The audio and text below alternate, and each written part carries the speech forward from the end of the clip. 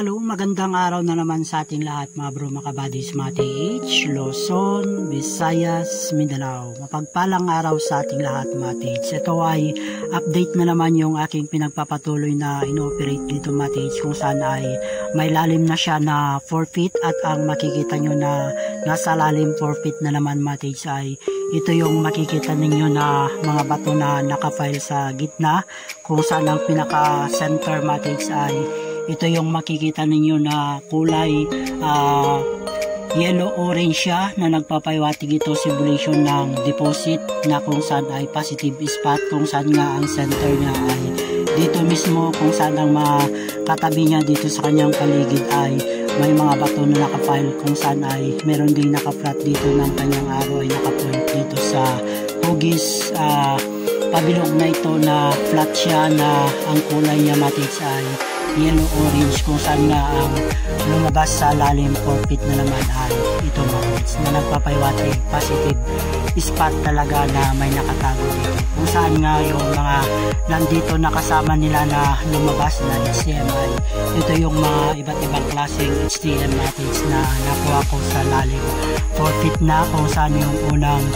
HTM sa lalim na 2 feet na hugis din na bato ay nandito na sa labas, kung saan ang makikita nyo matis na mga simulation sign marker HTM na nandito sa labas. Makikita ninyo ay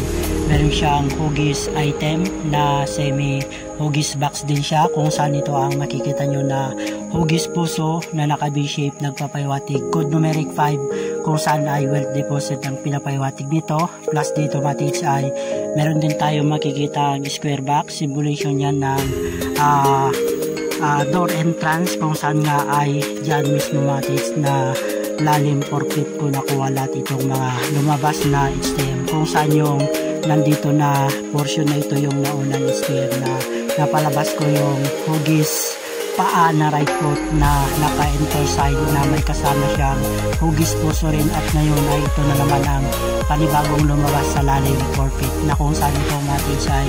makikita nyo ito ay simulation enter na nagpapahiwatig enter sign. Pagbalik na rin natin matis ay hugis puso siya matis pag ganyan ang pagkabaliktad niya, yan ang nagpapahiwatig wealth deposit na kung saan ay nagpapahiwatig enter sign, kaya ang spot ay talagang positive matis, kung saan nga ang spot ay nandyan mismo sa gitna, kung saan yung yellow-orange na nagpapahiwatig simulation positive spot na kung saan ay dyan na mismo ang center spot niya matis. At ito pa yung inukit din ng mga pon matis na ito ay simulation ng boreal placement, kung saan ay semi hugis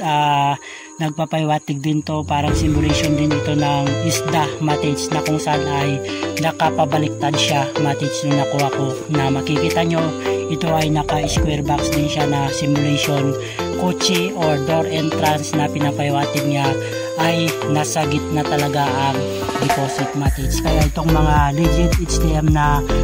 napalabas ko ay sumisimbolo na malapit na nga ang spot item matis. Hopefully sana matis ay hindi na gaanong lalalim yung huhukayin ko dito, dahil ito matis mapapansin nyo yan ay mga bato na nakapile na hopefully sana ito ay mapagtagumpayan ko at sa lahat din ng mga kapwa-ka-TH natin yan na naghahangad na makatagpo ng buried treasure na iniwan ng mga pon, nawala tayo ay magkaroon ng blessing at gabayan tayo ng ating amang lumikang Abay Hawa at ang kanyang nag-isang anak King Sayawa siya ay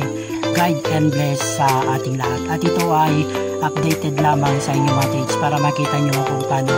ang layout ng mga pon sa pagbaon nila ng kayamanan na iniwan nila nung bigla ni Kalawa dito sa ating bansang biblical affair. At ito ay updated lamang sa inyo mga TH. Murtsaga lang sa ating lahat. Good luck and Aba bless.